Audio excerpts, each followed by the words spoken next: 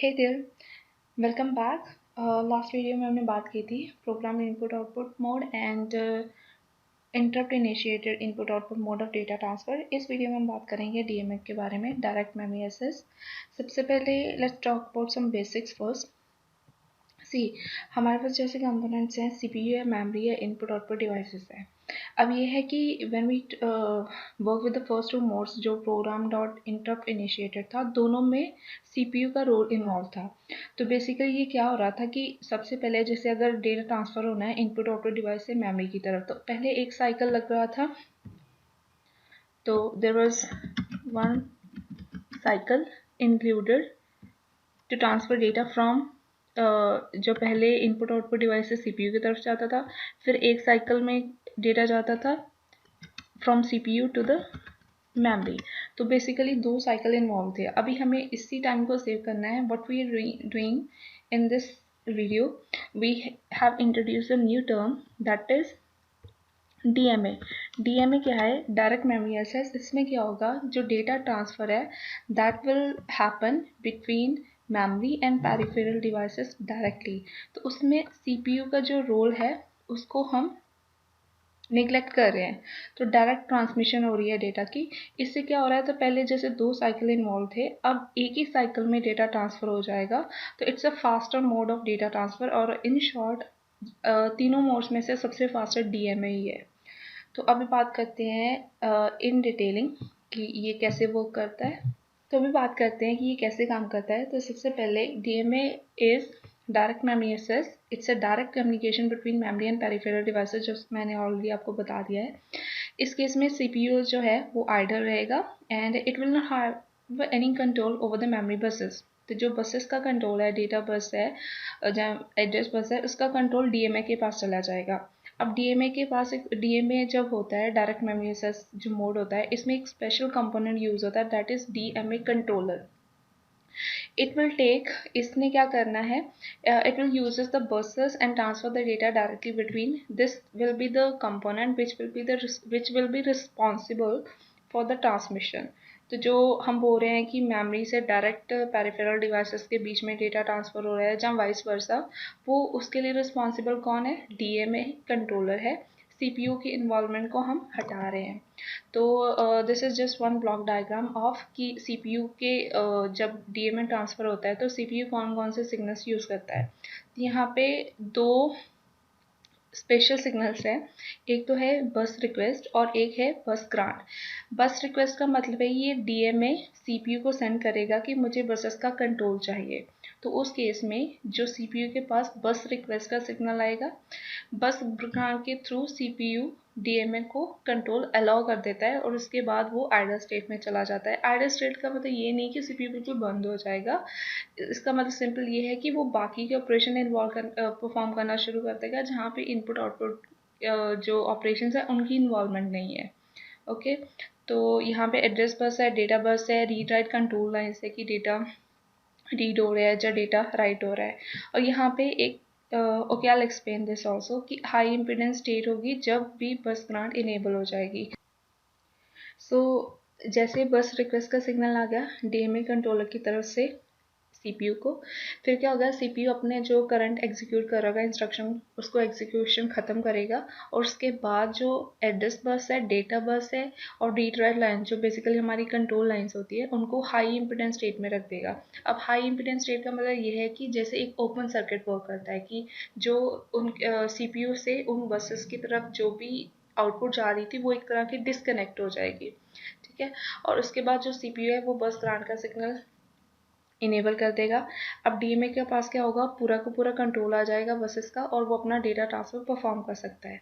अब let's say कि सारा का सारा डेटा ट्रांसमिशन हो गया पेरिफेरल डिवाइसेस से, लेट्स से कि जो भी मेमोरी में डेटा ट्रांसमिशन करनी थी वो कंप्लीट हो गई। अब क्या है कि सीपीयू को बसेस का कंट्रोल वापस चाहिए। तो उस केस में क्या होगा कि जो डीएमए ने बस रिक्वेस्ट की सिग्नल भेजा था उसको डिसेबल कर देगा, और जो सीपीयू जिसने बस ग्रांट की थी वो उस लाइन को डिसेबल कर देगा कि अब बस ग्रांट ख़त्म हो गई, अब मुझे जो कंट्रोल है बसेस का वापस चाहिए, और फिर से वो अपनी नॉर्मल एग्जीक्यूशन स्टार्ट कर देगा। ओके, सो जो ट्रांसमिशन है that can be perform in two ways, जैसे एक तो है बर्स्ट ट्रांसफर और एक है दूसरा साइकिल स्टीयरिंग। तो बर्स्ट ट्रांसफर के केस में a number of words are transmitted in a continuous burst, तो एक साथ ही कितने नंबर ऑफ वर्ड्स जो है ट्रांसमिट हो जाते हैं, तो एक सिंगल मतलब मोमेंट में मल्टीपल नंबर ऑफ वर्ड्स हैं वो एक साथ जा रहे हैं। And it is done while communicating with files, जैसे अगर हम बात करें कि हार्ड डिस्क है या फिर जैसे कोई सीडी वगैरह, तो वहाँ पे हमें एक साथ बहुत सारा डेटा ट्रांसमिट करना होता है, तो उस केस में हम बर्स्ट मोड है जो डेटा ट्रांसमिशन का उसको यूज़ करेंगे। अब साइकिल स्टीलिंग, साइकिल स्टील मतलब साइकिल की चोरी करनी, तो चोरी कहाँ से हो रही है, हम सीपीयू से साइकिल स्टील करेंगे। जैसे हमने बोला था अब जो भी प्रोसेस होता है वो साइकिल्स में होता है, जैसे साइकिल होगा उसमें सीपीयू अपना कोई ना कोई प्रोसेस एग्जीक्यूट कर रहा होगा, तो हमने बेसिकली वो एक साइकिल स्टील करे उसमें डेटा ट्रांसमिशन परफॉर्म करनी है। तो it allows the DMA controller to transfer one word at a time, after which it must return control of the buses to the CPU. इसने क्या करना है, डीएमए कंट्रोलर ने एक साइकिल स्टील किया सीपीयू से, उसके बाद डेटा ट्रांसमिशन करके फिर जो कंट्रोल है वापस सीपीयू को दे देना है। तो इस तरह की जो साइकिल स्टीलिंग नॉर्मली हम परफॉर्म करते हैं स्लो स्पीड डिवाइसेस में, जैसे कीबोर्ड हो गया जहाँ पे हमें बहुत सारा डेटा एक साथ नहीं सेंड करना, तो थोड़ा सा डेटा सेंड करना है, तो उस केस में हम साइकिल स्टीलिंग यूज़ कर सकते हैं। एंड सीपीयू डिलेस इस operation for one cycle during which DMA transfer take place. Obviously वो अब अगर हमने साइकिल स्टील करी है तो सीपीयू का जो है करंट प्रोसेस होगा वो एक साइकिल डिले हो जाएगा। ओके, सो अब हम बात करते हैं डीएमए कंट्रोलर की कौन कौन से कंपोनेंट्स होते हैं। तो this is just block diagram of DMA controller. इसमें क्या है हमारे पास, जो डीएमए कंट्रोलर है इसमें एक तो है DMA select and register select. अब डीएमए सेलेक्ट का अब जितने भी जो कंट्रोलर होगा उसका भी एक एड्रेस होगा, तो सीपीयू क्या करेगा, डीएमए सेलेक्ट के थ्रू डीएमए को सिलेक्ट करेगा कि हाँ अब जैसे डेटा ट्रांसमिशन करनी है, तो सबसे पहले डीएमए डीएस जो लाइन है उसके थ्रू डीएमए सेलेक्ट हो जाएगा। जो रजिस्टर सेलेक्ट है इसमें हमारे पास जैसे तीन तरह के रजिस्टर होते हैं डीएमए, एक में होता है address register, word count register और कंट्रोल रजिस्टर। तो एड्रेस रजिस्टर क्या है, बेसिकली अगर आप बोल रहे हो कि डेटा ट्रांसमिशन होनी चाहिए, तो डेटा ट्रांसमिशन ऑब्वियसली उसके लिए हमें एड्रेस चाहिए कि कहाँ से कहाँ पे डेटा ट्रांसमिशन होनी है, तो उस पर्पज़ के लिए हमारे पास एड्रेस है। सेकंड है कितने नंबर ऑफ वर्ड्स ट्रांसमिट करने हैं वो भी बताना पड़ेगा, तो वो सारी इंफॉर्मेशन है वर्ड काउंट रजिस्टर में। कंट्रोल रजिस्टर में बता रहे हैं हम कि हमने डेटा रीड करना है कि हमने डेटा राइट करना है, तो वो भी बताना है, ठीक है। सो उसके बाद जो ट्रांसमिशन वगैरह जो भी होनी है वो रीड राइट लाइन्स है, उसके लिए हमारे पास जो कंट्रोल सिग्नल्स हैं। एंड बस रिक्वेस्ट एंड बस कमांड मैंने ऑलरेडी बता दिया है। जो इंटरप्ट है इसका मतलब इसका पर्पस ये है कि लेट्स से कि डेटा ट्रांसमिशन हो गई है, कंप्लीट हो गई। अब सीपीयू कैसे डीएमए कंट्रोलर कैसे बताएगा कि ट्रांसमिशन खत्म हो गया है, तो वो क्या करेगा, एक इंटरप्ट सेंड करेगा सीपीयू की, हाँ भाई ट्रांसमिशन खत्म हो गई है, आपका बस इसका कंट्रोल वापस ले लो। और उसके बाद जो है जो सीपीयू है वो बस ग्रांट का जो लाइन है उसको डिसेबल कर देगा। ओके, जो so this is block diagram. और हाँ, ऐसे नहीं है कि सीधा का सीधा जो डीएमए कंट्रोलर है वो सीधा का सीधा काम करना शुरू कर देगा, उससे पहले सीपीयू की इन्वॉल्वमेंट है थोड़ी सी।